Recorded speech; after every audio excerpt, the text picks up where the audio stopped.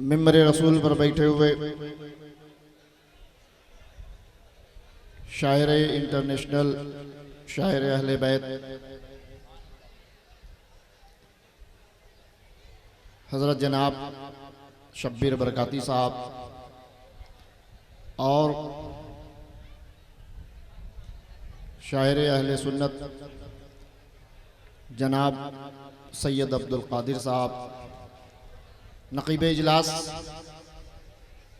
ज़िशान बरकाती साहब व तमाम शोराए किराम, सामीन किराम, पर्दानशी ख़वातीन इस्लाम, आइए हम और आप सबसे पहले आक़ाए नामदार, मदीने के ताजदार, मक्के के सरदार, दोनों आलम के मालिक व मुख्तार अहमद मुश्तबा मोहम्मद मुस्तफ़ा सल्लल्लाहु तआला अलैहि वसल्लम की बारगाह बेकस पनाह में एक बार बावाज़ बुलंद दरूद पाक पढ़ लें। अल्लाहुम्मा सल्ली अला सैयदना व शफ़ीना व नबीना व मौलाना मुहम्मदिन मअदिनिल जुदी वल करम व अला आलिहि व अस्हाबी बारिक वसल्लम सलातुन व सलामन अलैका या रसूलल्लाह सल्लल्लाहु तआला अलैहि वसल्लम।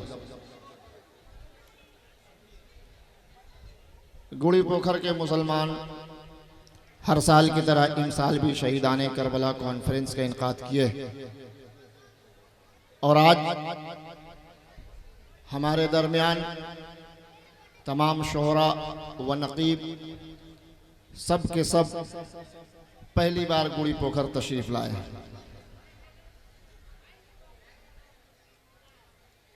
नबी के नात के इश्क का जुनून ऐसा चढ़ा है आप लोगों पर कि कौन कहां से भाग कर आया है शब्बीर बरकाती को सुनने के लिए।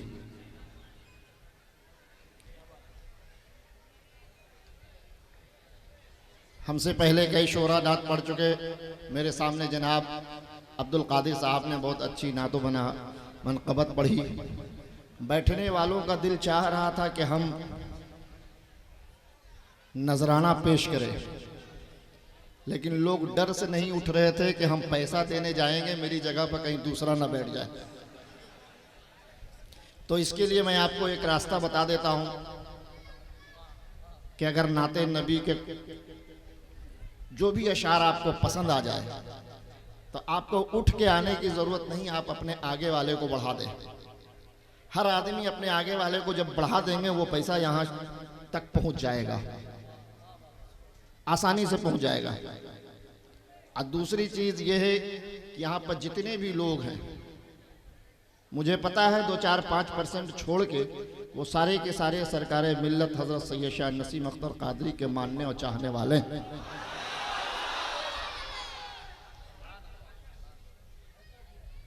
तो सरकार के यहाँ का जो अदब है वो अदब आपको सीखना चाहिए। जलसा करा लेना कमाल नहीं है, अदब सीखना कमाल है। शोरा को आप जो ये छूट दे रहे हैं ये तोहफा है, और तोहफा देने का तरीका हमारे उलमा ने ये बताया है कि आप ऐसे करके ना दो, आप ऐसे करके दो। इस तरह से पैसे को उड़ा के ना दो, आप अदब से लाकर सामने रख दो। इस तरह से उड़ाकर आप दे रहे हैं तो कोई गिन नहीं रहा कि आप कितना दे रहे हैं। आप यकीन रखो कि आपके रब को मालूम हो गया कि आपने नाते नबी सुनने का कितना नजराना दिया। अदब जरूरी है। हमारे बगल में शब्बीर बरकाती साहब बैठे हुए हैं, इधर जनाब सैयद अब्दुल कादिर साहब है और हमारे ज़िशान बरकाती साहब है। मैं तकरीर के लिए नहीं बैठा हूं, सिर्फ तारुफ करा दूं अपने सरकार मिल्लत का। कम से कम 25-30 मिनट तो लगेगा ही, चूंकि अभी 1 बजा है, जलसा तकरीबन 3:30-4 बजे चलेगा। और जैसा कि मुझे मालूम है शब्बीर बरकाती साहब ने कहा कि आज मैं 6 बजे तक पढ़ूंगा।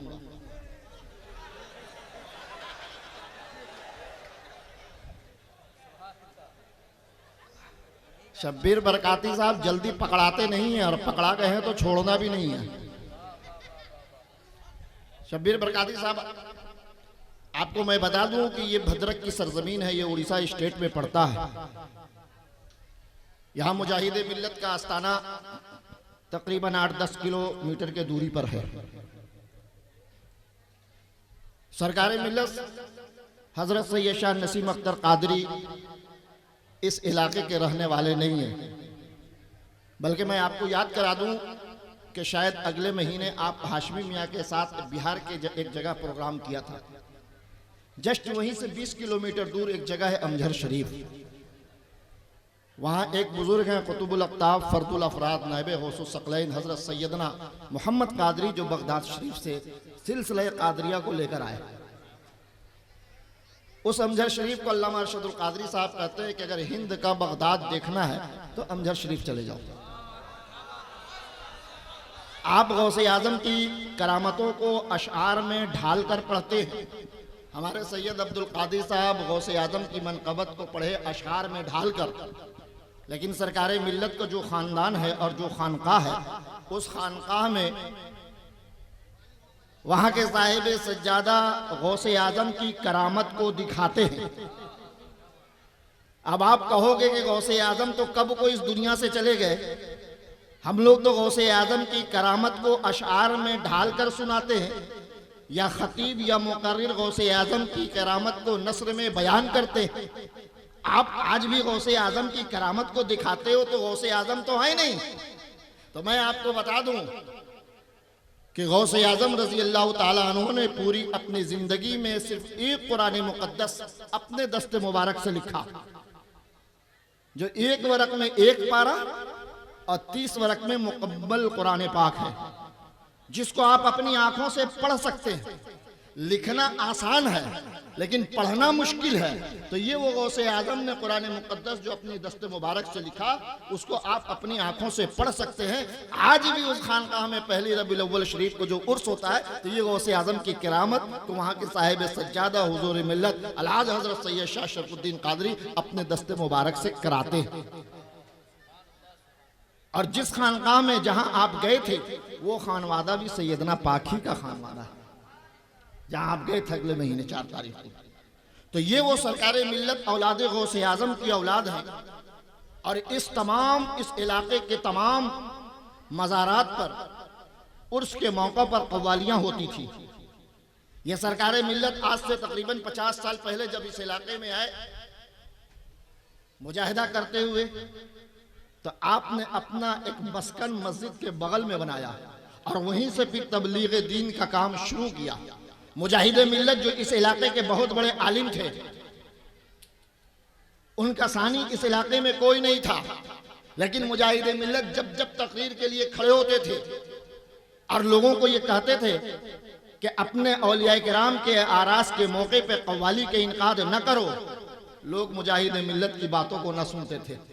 लेकिन ये गौसे आजम की करामत है सरकार मिल्लत कि जब भद्रक की सरजमीन पर आ गए तो मुजाहिद मिल्लत भी खुश हो गए कि अब हम शरीयत की बात लोगों को बताएंगे और सरकार मिल्लत लोगों को उस पर अमल कराएंगे। ये दोस्ती वहीं से शुरू हो गई। ये इलाका बहुत अच्छी तरह से जानता है सरकार मिल्लत और मुजाहिद मिल्लत की दोस्ती। मुजाहिद मिल्लत सरकार मिल्लत से काफी उम्र में बड़े थे, लेकिन जब मुजाहिद मिल्लत को मालूम हो गया कि ये सरकार मिल्लत औलाद गौसे आजम है, तो मेरे सरकार मिल्लत के दस्ते मुबारक को मुजाहिद मिल्लत नहीं चूमते थे। मेरे सरकार मिल्लत के दस्ते मुबारक को मुजाहिद मिल्लत ने कभी नहीं चूमा। जब चूमा तो सरकार मिल्लत के कदमों को बोसा दिया। और सरकार मिल्लत ने कहा कि आप हमसे उम्र में बड़े हैं, आप हमसे इल्म ज्यादा रखते हैं, आप हमसे ज्यादा तकवा रखते हैं। तो मुजाहिद मिल्लत ने कहा सब अपनी जगह पर ठीक है, लेकिन आपके जिस्म के अंदर जो गौसे आजम का खून दौड़ रहा है मुझे मजबूर कर रहा है कि मैं आपके कदमों को बोसा दूं। नारे तकबीर, नारे रिसालत, मसलके आला हजरत हुजूर मुजाहिद मिल्लत, हुजूर सरकारे मिल्लत, हुजूर छोटे सरकारे किबला, नारे तकबीर। यहीं तक सरकार मुजाहिद मिल्लत का इश्क नहीं रुका, यहीं तक मुजाहिद मिल्लत का इश्क नहीं रुका। एक बार मुजाहिद मिल्लत सरकार मिल्लत की से मुलाकात करने के लिए जब मस्जिद में गए, सरकार मिल्लत जिस जगह को रहते थे वो मस्जिद के नाम से मशहूर थी। तो जब गए मुजाहिद मिल्लत मिलने के लिए, खादिमों से कहा जाकर कह दो हबीबुर रहमान मिलने के लिए आया है। तो खादिमों ने कहा सरकार मिल्लत नहीं है, वो कहीं बाहर गए हुए। अब मुजाहिद मिल्लत का इश्क आप देखिए, इतने बड़े आलिम, उम्र में न जाने कितने साल मेरे सरकार मिल्लत से बड़े थे। पूरे इलाके में अगर कोई इल्म वाला था तो वो मुजाहिद मिल्लत की जात थी। जब खादिमों ने कहा कि सरकार मिल्लत नहीं है तो मुजाहिद मिल्लत को चले जाना चाहिए, वापस हो जाना चाहिए। लेकिन मुजाहिद मिल्लत का इश्क देखिए कि सरकार मिल्लत के दरवाजे पर जो टाट और सीमेंट के बोरा का जो पर्दा टंगा हुआ था, मुजाहिद मिल्लत ने उस पर्दे को बोसा दिया और खादिम को कहा कि जब सरकार आएंगे तो कह देना गुलाम हबीबुर रहमान आपसे मुलाकात करने आया था। अभी हमारे नकीब ने कहा ऐसे शायर को बुलाओ जो अहले बैत से मोहब्बत करे। सच्चाई तो यही है कि हदीस शरीफ उठाकर आप पढ़िए, अल्लाह के प्यारे रसूल सल्लल्लाहु ताला अलैहि वसल्लम इरशाद फरमाते हैं, अगर कोई शख्स हो और काबतुल्लाह शरीफ के सामने हो, एतकाफ की नियत किए हुए हो और रोजा भी रखे हुए हो और मकामे इब्राहिम के सामने अगर वो नमाजें भी पढ़ता हो और अगर उसके दिल में एक जर्रा बराबर भी बुग़्ज़ अहले बैत है तो वो जन्नत में नहीं जाएगा। यानी इतना मुत्तकी शख्स जो काबतुल्लाह के अंदर हो, रोजेदार हो, एतकाफ की नियत किए हो और मकाम इब्राहिम के सामने नमाजें अदा करता हो, अगर उसके दिल में एक जर्रा बराबर अहले बैत का बुग़्ज़ होगा तो मेरे आका इरशाद फरमाते हैं कि वो जन्नत में नहीं जाएगा। अब यहाँ पर जितने लोग खड़े या बैठे, आप अपने दिल को झांक लो, एक जर्रा किसको कहते हैं इसको भी सुन लो, उसके बाद मेरी बात अब खत्म होने वाली है। जब आप अपने रूम में हो, वो रोशेदान जब होता है और जब सूरज की किरण जब उसके ऊपर पड़ती है तो आप अपने रूम के अंदर देखोगे बहुत छोटी छोटी चीज उस धूप की रोशनी में नजर आती है उड़ते हुए, उसको जर्रा बोलते हैं, उसको जर्रा बोलते हैं। तो उतना सा भी अहले बैत का बुग़्ज़ अगर आपके दिल में है तो आपकी नमाजें धरी रह जाएगी, आपका रोजा रखा रह जाएगा, आपकी तमाम इबादतें रियाज़ें पड़ी की पड़ी रह जाएगी और आप जन्नत में जा नहीं सकते। अब आओ हज़रत अबू बकर सिद्दीक़ रज़ी अल्लाह तआला अन्हु की बारगाह में, अव्वल खलीफा है, खलीफतुल मुस्लिमीन है, मेरे सरकार से मिलने सरकार के घर आ रहे हैं। हज़रत इमाम हसन दरवाजे पर खड़े हुए हैं, हज़रत इमाम हसन दरवाजे पर खड़े हुए, उम्र 7 साल है। हज़रत अबू बकर सिद्दीक़ रज़ी अल्लाह तआला अन्हु ने देखा कि हसन दरवाजे पर खड़े हुए और उनके पैर में मिट्टी लगी हुई है। अबू बकर सिद्दीक रज़ी अल्लाह तआला अन्हु वहीं पर बैठ जाते, मेरे इमाम हसन रज़ी अल्लाह तआला अन्हु के पैर में लगी हुई मिट्टी को खुद झाड़ते। ये है अहले बैत की मोहब्बत। ऐसा नहीं कि हज़रत अबू बकर सिद्दीक रज़ी अल्लाह तआला अन्हु ने मेरे हसन के पैर की मिट्टी को झाड़ दिया तो मेरे अबू बकर सिद्दीक का मर्तबा कम हो गया, नहीं, ये इश्क था अहले बैत के खानदान वालों से, यह मोहब्बत थी अहले बैत के खानदान वालों से कि अबू बकर खलीफतुल मुस्लिमीन होने के बाद भी दुनिया वालों को बता रहे हैं कि ऐ लोगों, किसी ओहदे पर पहुंच जाओ, किसी मर्तबे पर पहुंच जाओ, किसी मसनद नशी बन जाओ, कहीं के भी गद्दी नशी बन जाओ, कहीं के भी मुतवल्ली बन जाओ, चाहे दुनिया का ओहदा मिल जाए या आखिरत का कोई मजहबी ओहदा तुम्हें मिल जाए, इस बात का तुमको ख्याल रखना होगा कि अगर तुम्हारे सामने अहले बैत की बात आए तो अपनी गर्दन को झुका दो, उसी में तुम्हारी कामयाबी और उसी में तुम्हारी निजात है। हजरत उमर की बारगाह में आओ। हजरत उमर वो कौन उमर है जो 22 लाख मुरब्बे मील की पर उनकी हुकूमत थी, यानी आधी दुनिया पर उनकी हुकूमत थी हजरत उमर की। खलीफतुल मुस्लिमीन है, अपने कार्यालय में बैठे हुए, कार्यालय समझते हैं ना, ऑफिस में बैठे हुए, अपने दफ्तर में खलीफतुल मुस्लिमीन हजरत उमर बैठे हुए, आपके साहबजादे हजरत अब्दुल्ला उमर रजी अल्लाह तआला अन्हु ऑफिस के अंदर दाखिल होते हैं। हजरत उमर ने नजर उठाकर देखा, कहा कि बेटा ऑफिस में दाखिल हो रहा। आपने कहा रुक जाओ, अभी रुक जाओ, अभी मैं किसी काम में मसरूफ हूं, मैं अभी कोई दूसरा काम कर रहा हूं, ऑफिस में मत आओ। उस जमाने की ऑफिस इस जमाने से अलग होती थी। इस जमाने की ऑफिस में अच्छी कुर्सी होती है, गद्देदार कुर्सी होती है, कंप्यूटर एसी लगा होता है, दरवाजे पर शीशा लगा होता है और वो ऑफिस चाको चौबंद होती है। लेकिन वो उस जमाने की ऑफिस थी और ये उस जमाने के सरदार थे जिनकी ऑफिस में एक फटी हुई चटाई थी और उस चटाई पर आधी दुनिया पर हुकूमत करने वाला खलीफतुल मुस्लिमीन हजरत उमर रजी अल्लाह ताला अन्हु बैठे हुए। उनके रूम में एसी नहीं है, लाइट नहीं है, एक लालटेन जल रही है और दरवाजे पर कोई कीमती दरवाजा नहीं लगा हुआ बल्कि टाट का एक पर्दा टंगा हुआ। बेटा जैसे ही अंदर दाखिल हो रहा था मना कर दिया, अभी हम मसरूफ हैं, थोड़ी देर के बाद आओ। जैसे ही बेटा घर से बाहर निकला हजरत हसन पहुंच गए। कुछ काम था हजरत उमर से, सोचा कि घर के अंदर जाकर उमर से मुलाकात कर ले। हजरत उमर इब्न अब्दुल्ला से पूछा क्या बात है, तुम अभी गए वापस आ गए? हजरत उमर इब्न अब्दुल्ला ने कहा, अब्दुल्ला इब्न उमर ने कहा अब्बा जान अभी कुछ काम कर रहे। उन्होंने कहा थोड़ी देर ठहरो, हम मसरूफ हैं। हजरत हसन भी वहीं पर रुक गए कि जब बेटा को इन्होंने जाने से रोक दिया, मैं जाऊंगा तो मुझे भी जाने से रोक देंगे। ये आवाज हजरत उमर के कान में गई। पुकारा उमर, बेटा बाहर कौन है?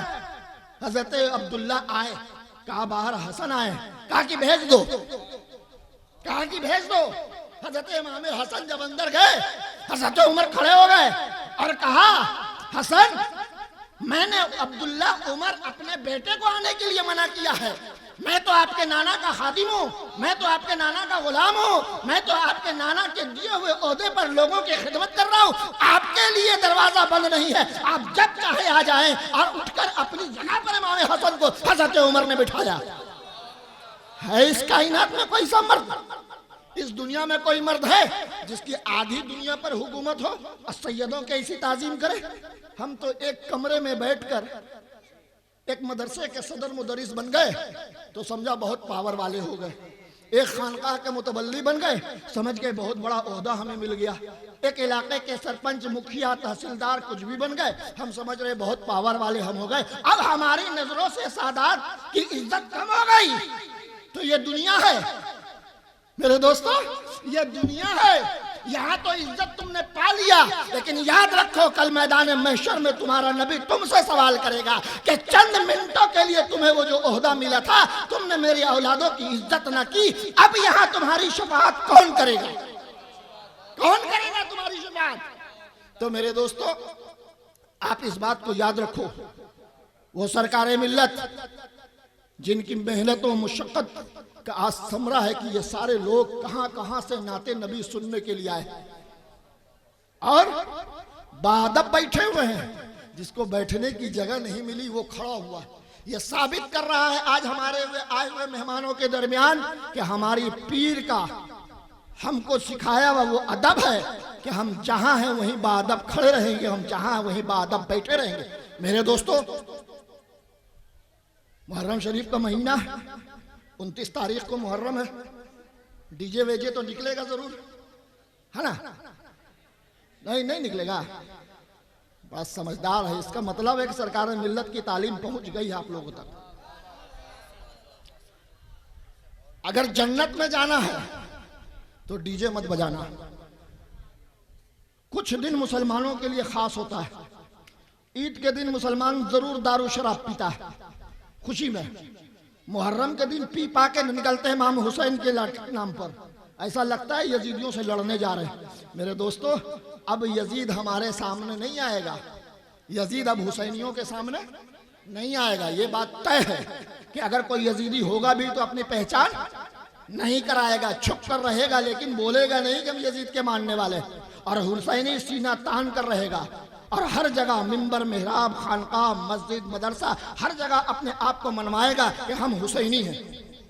10 मुहर्रम का अगर डीजे निकालते हो तो तुम्हें तुम्हारे पीर की कसम है और तुम्हें तुम्हारे हुसैन की कसम है कि डीजे मत निकालना।